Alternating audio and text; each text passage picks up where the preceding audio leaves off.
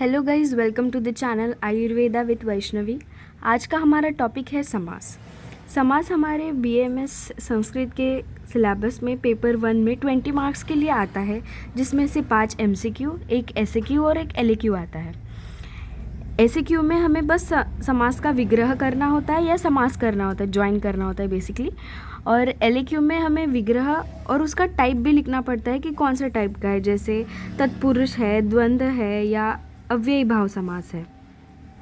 तो सबसे पहले आज हम देखेंगे समास यानी क्या। अनेक पदानाम एक पदी भवनम इति समासः, यानी अनेक पदों को एक पद में कन्वर्ट करना, इसको हम समास बोलते हैं। ये तो हम संधि में भी करते हैं कि दो शब्दों को ज्वाइन कर लिया और एक वर्ड बन गया, लेकिन संधि में हमें वर्ण को ज्वाइन करते हैं और समास में हम दो शब्दों को मिला के एक तीसरा नया शब्द तैयार करते हैं। समास के 5 टाइप होते हैं: अव्ययी भाव समास, तत्पुरुष समास, द्वंद्व समास, बहुव्रीहि समास और केवल समास। केवल समास हमारे सिलेबस में नहीं है। तो अव्ययी भाव समास, अव्ययी भाव समास यानी पूर्व पद प्रधान। अभी यहाँ पे पद है, तो ये पद, पूर्व पद, उत्तर पद यानी क्या, ये पहले हम जान लें।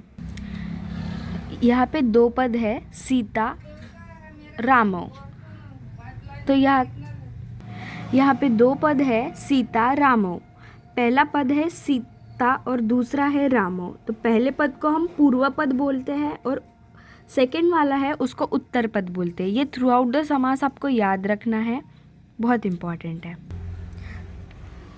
अभी अव्ययी भाव समास में पूर्व पद यानी पहला पद जो है वो इम्पॉर्टेंट है। तत्पुरुष समास में उत्तर पद यानी सेकंड पद इम्पॉर्टेंट है, प्रधान है। द्वंद्व में उभय पद यानी दोनों शब्द को इक्वली इम्पोर्टेंस दिया गया है।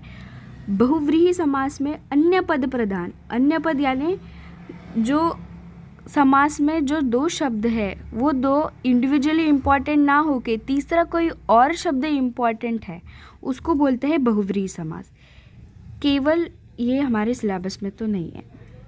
फिर सबसे पहले आता है अव्ययी भाव समास। अव्ययी भाव समास में हमें पूर्व पद प्रधान होता है, यानी पहला शब्द इम्पॉर्टेंट होता है। तो हमें हमेशा आइडेंटिफाई करने के लिए पहला शब्द देखना पड़ता है। तो वो पहला शब्द हमेशा कोई भी अव्यय होना चाहिए, वो हम एक एक देखेंगे और उसके कंडीशंस भी होते हैं। पहला है यथा। यथा अव्यय अगर हमें पूर्व पद में दिखे तो जो उत्तर पद है उसकी हमें द्वितीया विभक्ति लिखनी है और आगे अनतिक्रम्य या अनुश्रुत्य को ऐड करना है। जैसे यथा शक्तिम, तो शक्तिम का द्विवचन में हो, द्वितीया विभक्ति में हो गया शक्तिम और आगे अनतिक्रम्य या अनुश्रुत्य दोनों में से एक जोड़ना है। वैसे ही एग्जाम्पल है यथा मतिम, मतिहि, तो मति का द्विवचन है मतिम और आगे ऐड करना है मतिम अनतिक्रम्य, तो इसका आंसर हो गया मतिम अनतिक्रम्य। यथा कालम, कालम का द्वितीय विभक्ति में कालम ही होता है, तो यथा कालम का विग्रह हो गया कालम अनतिक्रम्य। सेकंड अव्यय है प्रति। प्रति अव्यय है पूर्व पद में और उत्तर पद में जो भी शब्द है उसकी सप्तमी विभक्ति करनी है और 2 टाइम लिखना है, यानी रिपीट करना है। जैसे प्रतिदिनम, तो दिनम का सप्तमी विभक्ति में आ गया दिने और इसको रिपीट करना है, तो इसका हो गया दिने दिने। वैसे ही प्रतिरुग्णम, तो रुग्णम का सप्तमी में करेंगे तो रुग्णे हो जाएगा और उसको रिपीट करना है तो रुग्णे रुग्णे, यानी इसका विग्रह हो जाएगा रुग्णे रुग्णे। प्रतिकालम का काले काले। ऐसे ही बाकी एग्जाम्पल्स भी करने हैं। नेक्स्ट अव्यय है अधि। अधि रहा और उसके आगे कोई भी वर्ड हो उसकी सप्तमी विभक्ति करनी है और आगे इति जोड़ना है। तो हरि, हरि का सप्तमी विभक्ति में हरऊ होता है और उसके आगे इति जोड़ना है। नेक्स्ट अव्यय है आ। पूर्व पद में अगर आ हो तो उत्तर पद की पंचमी विभक्ति करनी है और पीछे आ लिखना है। जैसे आ जन्म हो गया तो जन्म की पंचमी विभक्ति हो गई जन्मन और आगे आ। वैसे ही आमरणम, तो मरणात आ। नेक्स्ट अव्यय है निर। पूर्व पद में निर रहा तो उत्तर पद की षष्ठी विभक्ति करनी है और आगे अभाव जोड़ना है। जैसे निर्जंतु, तो जंतु का षष्ठी विभक्ति में जंतु नाम और आगे अभाव। वैसे ही निर्मक्षिकम, तो मक्षिकम की षष्ठी विभक्ति बहुवचन हो गया मक्षिका नाम और आगे जोड़ना है अभावः। उसके बाद नेक्स्ट अव्यय है उप। उप पूर्व पद में रहा तो उत्तर पद की षष्ठी विभक्ति करनी है और आगे समीपम जोड़ना है। फॉर एग्जाम्पल उपकृष्णम, तो कृष्ण की षष्ठी विभक्ति हो गई कृष्णस्य और आगे समीपम, तो उपकृष्णम का विग्रह हो गया कृष्णस्य समीपम। नेक्स्ट अव्यय है अनु। अनु पूर्व पद में रहा तो उत्तर पद की षष्ठी विभक्ति और आगे योग्यम, तो रूप की षष्ठी विभक्ति हो गई रूपस्य और आगे योग्यम। इसके अलावा और भी अव्यय है, लेकिन हमारे सिलेबस में इतने इम्पॉर्टेंट है और मेनली यही एग्ज़ाम में आते, तो हम इतने ही पढ़ेंगे, ज़्यादा कॉम्प्लिकेट क्यों करना है। हमारा नेक्स्ट समास है तत्पुरुष समास। तत्पुरुष समास में उत्तर पद प्रधान यानी सेकंड वाला पद इम्पॉर्टेंट होता है, तो हमें विग्रह करते टाइम अभी हमें सेकंड पद पे ज़्यादा ध्यान देना है। इसके 4 प्रकार है, विभक्ति तत्पुरुष समास, नए तत्पुरुष समास, कर्मधारय समास और द्विगु समास। तो सबसे पहले देखेंगे तत्पुरुष समास। विभक्ति तत्पुरुष समास, विभक्ति प्रथमा द्वितीया तृतीया ऐसे सप्तमी तक। तो प्रथमा विभक्ति ये कर्मधारय समास में आता है, उसे हम बाद में देखेंगे। पहले है द्वितीया विभक्ति।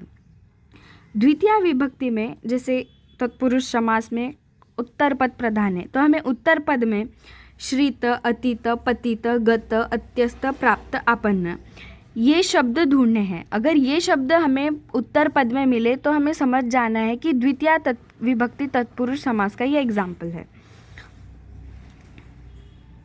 तो इसका है भूमिगतः, तो इसमें विग्रह करते समय फर्स्ट पद यानी पूर्व पद का द्विवचन द्वितीय विभक्ति में कन्वर्ट करना है और उत्तर पद एज इट इज़ लिखना है। तो भूमिगत का हो गया भूमिम गतः, गत यहाँ से है। धन प्राप्तः, अभी प्राप्त है तो इसका मतलब है कि द्वितीय विभक्ति तत्पुरुष समास का एग्जाम्पल है। तो धन को द्वितीय विभक्ति में कन्वर्ट करेंगे तो धन का हो गया धनम और ये प्राप्त एज इट इज़, तो धन प्राप्त का विग्रह होगा धनम प्राप्तः। वैसे ही ग्रामगतः का ग्रामम गतः। नेक्स्ट है तृतीय विभक्ति तत्पुरुष समास। इसमें 2 कंडीशन है। पहला है तुल्य, सम, समेत, उपेत। इन चारों में से कोई भी उत्तर पद में दिखे तो वो तृतीय विभक्ति तत्पुरुष का समास का एग्जाम्पल है। एग्जाम्पल है इसका अमृत तुल्यम, तुल्य है इसमें, तो पूर्व पद की तृतीय विभक्ति में लिखना है, तो अमृतेन तुल्यम। ऐसे ही बाकी वर्ड्स के भी होते हैं। सेकंड है तत्कृतार्थेन गुणवचनेन, यानी अगर पूर्व पद ये उत्तर पद का साधन है तो हमें तृतीय विभक्ति तत्पुरुष समास यूज़ कर रहा है। जैसे जल रहित यानी जल से रहित है, यानी किसकी कमी है, जल की कमी है, तो रहित होने के लिए साधन क्या है, जल, तो इसके लिए इसका तृतीय विभक्ति में कन्वर्ट करेंगे जलेन और रहित एज इट इज़। वैसे ही धनाढ्यम का धनेन आढ्यम और सुख साध्यम का सुखेन साध्यम। उसके बाद है चतुर्थी तत्पुरुष समास। उसमें 3 कंडीशन है। पहला है तदर्थ, तदर्थ यानी के लिए, यानी घट मृत्तिका है तो मृत्तिका यानी माती और घट, घट के लिए माती, इसलिए आता है घटाय मृत्तिका। छात्रावास यानी छात्रों के लिए आवास, तो इसका आता है छात्राय आवासः। सेकंड है अर्थ। अगर उत्तर पद में अर्थ आता है तो हमें विग्रह करते समय यहाँ पे पुल्लिंग, स्त्रीलिंग और नपुंसकलिंग ऐसा होता है।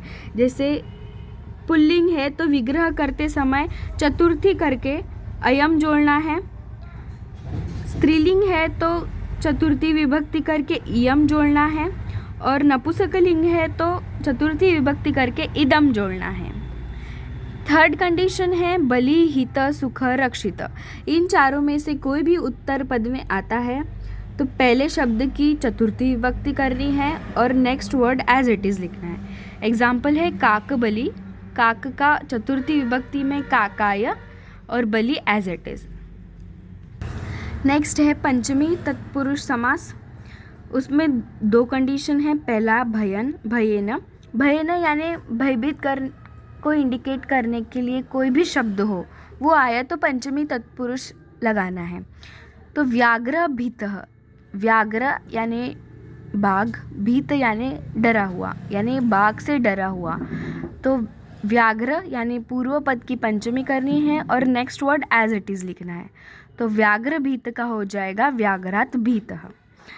नेक्स्ट कंडीशन है स्तोकांतिक दूरार्थ कृच्छ्राणि। इनमें से कोई भी शब्द अगर हमारे वर्ड में आता है तो हमें पंचमी तत्पुरुष लिखना है। जैसे स्तोकान मुक्त हो गया तो ये स्तोकान आ गया, तो स्तोकान का हमें पंचमी विभक्ति में लिखना है और मुक्त एज इट इज़। जैसे दूरागतः तो दूरात आगतः।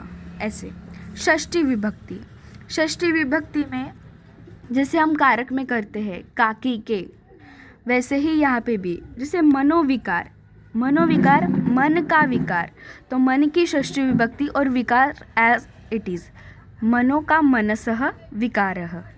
देन सप्तमी विभक्ति, सप्तमी विभक्ति में निष्णात, निपुण, पटु, निष्णात, निपुण, पटु, ऐसे कोई भी निपुणता या कुशलता दिखाने वाले जो शब्द है वो हमें देखने हैं, वो रहे तो पूर्व पद की सप्तमी विभक्ति, सप्तमी विभक्ति में हमें निष्णात, निपुण, पटु ऐसे शब्द देखने हैं जो किसी की कुशलता बताते हो। ऐसे शब्द हमें उत्तर पद में दिखे तो पूर्व पद की सप्तमी विभक्ति लिख के सेकंड पद एज इट इज़ लिखना है। तो क्रीड़ा निपुण का हो जाएगा क्रीडायाम निपुणः, क्रीड़ा का सप्तमी विभक्ति। तो यहाँ पे हमारा विभक्ति तत्पुरुष समास कंप्लीट होता है। नेक्स्ट है नय तत्पुरुष समास। नय तत्पुरुष समास ये नकारार्थी यूज़ होता है, यानी निगेटिव सेंटेंस दिखाने के लिए यूज़ होता है। इसमें न या अन जुड़ता है। जैसे अनादर हो गया तो इसका विग्रह करते समय हमें न और आदर लिखना है। अयोग्य हो गया न योग्य, हमें विग्रह करते समय समझ में आएगा कि न जोड़ के एज इट इज़ लिखना है उत्तर पद, लेकिन हमें जब कंबाइन करना रहेगा तब हमें समझ में आने के लिए थोड़ा सा कन्फ्यूज़न होता है। तो वो कन्फ्यूज़न मिटाने के लिए अगर न के बाद स्वर आता है तो हमें ज्वाइन करते टाइम अन लिखना है और न के आगे अगर व्यंजन आता है तो अ लिखना है। जैसे अनिच्छा हो गया, अनिच्छा यहाँ पे ई है यानी स्वर है इसीलिए अन लिखा है, और व्यंजन है इसीलिए अ लिखा है, इसलिए अनिच्छा अब्राह्मण है। इसका विग्रह करते टाइम हो जाएगा न इच्छा और इसका होगा न ब्राह्मणः। हमारा नया तत्पुरुष समास कंप्लीट हो चुका है। नेक्स्ट है कर्मधारय समास। कर्मधारय समास में दोनों प्रथमा विभक्ति में होते हैं, दोनों वर्ड प्रथमा विभक्ति में होते हैं। इसके 3 टाइप है, उपमान, उपमेय, सामान्य विशेष और मध्यम पदलोपी। इसमें से मध्यम पदलोपी हमारे सिलेबस में नहीं आता है, मेनली 2 ही आते हैं। सबसे पहले है उपमान उपमेय। उपमान उपमेय में यहाँ पे किसी की उपमा दी गई है, यानी किसी के साथ कंपेयर करके कोई चीज़ बताई गई है। विग्रह करते समय हमें दोनों प्रथमा में लिख के बीच में ईव लिखना है। जैसे घन श्याम, घन यानी मेघ और श्याम यानी काला, यानी मेघ के जैसा काला, तो यहाँ पे आएगा घन ईव श्याम। वैसे ही हो गया कर कमलम, यानी कमल के जैसे कर, कर यानी हाथ, तो कमलम ईव करम। वैसे ही हो गया चंद्रमुखम, वैसे हो गया चंद्रमुखम, चंद्र के जैसा मुख यानी चंद्र ईव मुखम। देन आता है सामान्य विशेष। सामान्य विशेष में होता है एक वर्ड विशेष होता है और एक सामान्य होता है। जैसे वृक्ष, वृक्ष कोई भी हो सकता है लेकिन आम का वृक्ष ये उसकी विशेषता है, तो आम्र वृक्ष, इसको विग्रह करते टाइम दोनों प्रथमा में लिखना है, तो आम्रः वृक्षः। वैसे हो गया श्वेत पुष्पम, पुष्प तो है लेकिन कैसा है, श्वेत है, तो इसका हो गया श्वेतम पुष्पम। नेक्स्ट है द्विगु समास। द्विगु समास ये संख्या पूर्व होता है, यानी संख्यावाचक होता है। इसका पूर्व पद होता है वो संख्यावाचक होता है। इसका विग्रह करते समय हमें दोनों पद षष्ठी विभक्ति में करके लास्ट में समाहार ऐड करना है। जैसे एग्जाम्पल हो गया पंचकर्म, तो हो गया षष्ठी में पंचानाम कर्माणाम और एंड में समाहार, पंचानाम कर्माणाम समाहार। वैसे हो गया पंचवटी, तो इसका आएगा पंचानाम वटानाम समाहारः। त्रिमूर्ति त्रयाणाम मूर्तिनाम समाहारः। इसमें एक एक्सेप्शन है कि अगर नदी के नाम के आगे कोई संख्या आई तो वो अव्ययी भाव समास होगा। विग्रह करते टाइम हमें ऐसे ही लिखना है, बस उसका टाइप अगर एलएक्यू में जो हमें लिखना होता है वो लिखना हो तो हमें अव्ययी भाव समास लिखना है। यहाँ पे हमारा अव्ययी भाव समास कंप्लीट हो चुका है, तत्पुरुष समास कंप्लीट हो चुका है। अब बचा है द्वंद्व और बहुव्रीहि, तो चलिए देखते हैं। द्वंद्व समास। द्वंद्व समास में क्या होता है कि दोनों पद इंपॉर्टेंट होते हैं इक्वली, तो हमें विग्रह करते टाइम क्या करना है, ऑल पद इन प्रथमा विभक्ति, यानी सभी पदों को प्रथमा विभक्ति में लिखना है और बीच में च जोड़ती जाना है। इसके 3 टाइप होते हैं, इतरेतर द्वंद्व, समाहार द्वंद्व और एकशेष द्वंद्व। इतरेतर द्वंद्व ये हमें कैसे पहचानना है कि ये नित्य द्विवचनी या बहुवचनी होते हैं। जैसे एग्जाम्पल हो गया सीता रामौ, ये देखिए एंड में जो है द्विवचनी का रामौ आ गया। यहाँ पे भी इस एग्जाम्पल में भी माहेश्वरौ औ की मात्रा है, यानी ये भी द्विवचनी हो गया। तो इसका विग्रह करते टाइम हमें ऑल इन प्रथमा विभक्ति और च ऐड करना है, तो इसका आएगा सीता च राम च। इसका आएगा उमा च महेश्वरः च। नेक्स्ट है समाहार द्वंद्व। समाहार द्वंद्व ये हमें कैसे पहचानना है कि ये नित्य नपुंसकलिंगी होते हैं। इसको हमें इजी करने के लिए मैं बता रही हूँ कि इसके एंड में एक तो हलंत म दिखेगा या छोटी ई की मात्रा रहेगी, तो समझ जाना है कि ये समाहार द्वंद्व का एग्जाम्पल है। और इसमें है कि ये समाहार द्वंद्व की जो शब्द है वो शरीर के अवयव, घनिष्ठ शत्रु, सेना, प्राणी ये दर्शाने के लिए ही यूज़ होते हैं। अभी हमें इसका विग्रह करते टाइम क्या करना है, अगर 2 वर्ड्स है तो उनका विग्रह जैसे हमने किया था ऑल पद इन प्रथमा और च जोड़ना है, वैसे करके एंड में एतयोः समाहार जोड़ देना है। और अगर 2 से ज़्यादा है तो एतेषां समाहारः। तो समझते हैं एग्जाम्पल से। अज व्याघ्रम, अज व्याघ्रम ये कैसे है, घनिष्ठ शत्रु, ये कंडीशन फुलफिल हो गई। नपुंसकलिंगी एंड में म ये भी आ गया। तो इसका विग्रह करते समय 2 है, एक अज है और एक व्याघ्र है, यानी एक बकरा है और एक शेर है। तो इसका विग्रह करते समय दोनों प्रथमा में, तो कैसे करेंगे, अजः च व्याघ्रः च, और 2 है इसलिए एतयोः समाहारः। तो इसका क्या हो जाएगा, अजः च व्याघ्रः च एतयोः समाहारः। नेक्स्ट है हस्तपादम। हस्तपादम ये क्या है, शरीर के अवयव है। नेक्स्ट है हस्तपादम, ये क्या है, शरीर के अवयव है। ये कंडीशन हो गई। एंड में म यानी नपुंसकलिंग है, यानी ये भी कंडीशन फुलफिल हो गई। अभी हस्तपादम हमें देख के लग रहा है कि ये 2 है, लेकिन हस्त हाथ कितने होते 2 और पाद यानी पैर कितने होते 2, तो ये सारे मिला के 4 हो गए, इसलिए ये मोर देन 2 में आता है। तो इसका आता है हस्तौ च पादौ च एतेषां समाहारः। तो इसका आंसर हो गया हस्तौ च पादौ च एतेषां समाहारः। नेक्स्ट है एक शेष द्वंद्व। एक शेष द्वंद्व में क्या हो जाता है कि जो स्त्रीलिंग है वो शब्द का लोप हो जाता है और पुल्लिंग ही बचता है, यानी एक ही बचता है और वो द्विवचन में होता है। एग्जाम्पल है पितरौ। पितरौ, पितरौ यानी पिता। पिता 2 तो नहीं हो सकते, तो इसका अर्थ है माता और पिता, लेकिन स्त्रीलिंग शब्द है माता, उसका क्या हो चुका है, लोप हो चुका है और एक ही शेष है जो कि है पितरौ। तो पितरौ का विग्रह करते टाइम हमें लिखना है माता च पिता च। तो यहाँ पे हमारा द्वंद्व समास भी कंप्लीट हो चुका है। अब हम देखेंगे बहुव्रीहि समास। बहुव्रीहि समास में क्या होता है, अन्य पद प्रधान होता है, यानी कुछ और बता रहा होता है, तो इसको हमें यूज्ड एज विशेषण, ये विशेषण की तरह यूज़ होता है। इसके मेनली 2 टाइप्स है, समानाधिकरण और व्यधिकरण। समानाधिकरण में क्या होता है कि दोनों शब्द जो है यानी पूर्व पद और उत्तर पद। बहुव्रीहि समास, बहुव्रीहि समास में हमने जैसे पढ़ा था अन्य पद प्रधान, यानी पूर्व पद और उत्तर पद समास के दोनों शब्द छोड़ के कोई और पद इम्पॉर्टेंट है, कोई और पद को दर्शाता है, उसे बोलते हैं बहुव्रीहि समास। वो शब्द विशेषण की तरह यूज़ होता है। इनके 2 टाइप्स है, मेनली समानाधिकरण और व्यधिकरण। समानाधिकरण में क्या होता है, बोथ इन सेम विभक्ति, यानी दोनों शब्द सेम विभक्ति में यूज़ करना है और आगे येन सह, यस्य सह या यह सह लगाना है। सॉरी, यहाँ पे मिस्टेक हो चुकी है। हाँ, तो इसका एग्जाम्पल है प्राप्त औषधः, यानी इसका सेम विभक्ति में करेंगे तो प्राप्तम औषधम येन सह, यानी जिसने औषधि प्राप्त की है वो। नेक्स्ट है दृष्ट कर्मा, यानी जिसने कर्म देखा है। दृष्टम कर्मम येन सह। प्राप्त उदक का आता है प्राप्तम उदकम येन सह।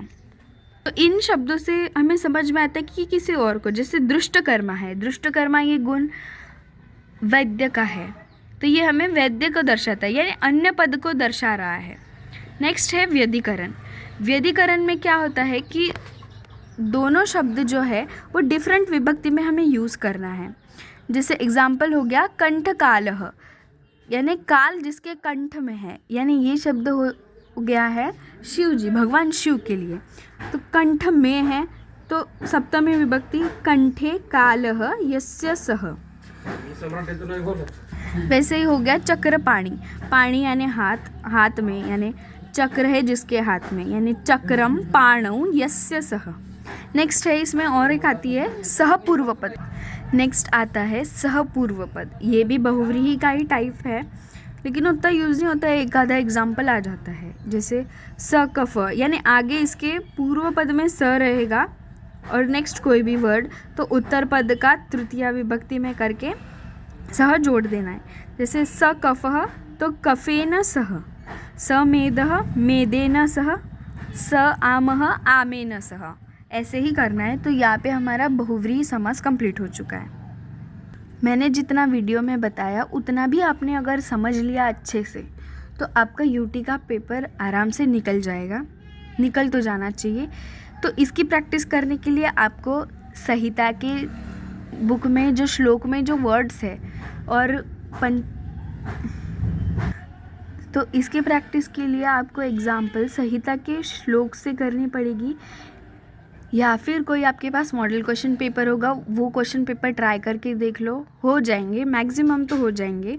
आपको नोट्स चाहिए तो कमेंट कीजिए, या फिर मेरा टेलीग्राम चैनल है उसको ज्वाइन कर लीजिए, आपको मिल जाएंगे। और इसके एग्जाम्पल्स चाहिए, जैसे सॉल्व एग्जाम्पल हो गया, तो प्लीज़ कमेंट। और वीडियो कैसा लगा बताइए, कोई इम्प्रूवमेंट चाहिए होगी तो भी सजेस्ट कीजिए इन द कमेंट्स, और सजेस्ट कीजिए कि नेक्स्ट वीडियो किस टॉपिक पे बना सकते हैं, कि आपको कोई टॉपिक हार्ड जा रहा है वो मैं सिंप्लीफाई करके बता दूँगी। Thank you.